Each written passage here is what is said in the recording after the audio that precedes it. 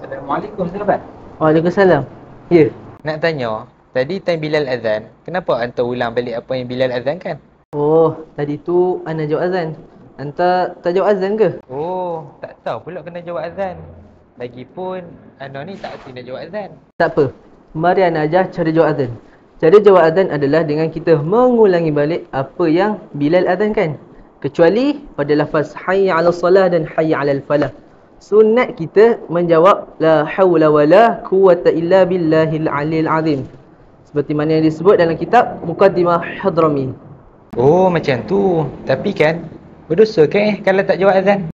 Taklah sebab dosa, cuma rugilah kalau kita tak menjawab azan. Sebab dalam kitab Muqaddimah Hadramiyah menyebutkan sunat bagi yang mendengar azan menjawab azan. Tak kiralah sebahagian atau keseluruhan azan. Sunat menjawab keseluruhan azan. Oh, faham. Terima kasihlah dah ajar ana cara jawab azan. Sama-sama. Tu dah komat. Jom lah, solat.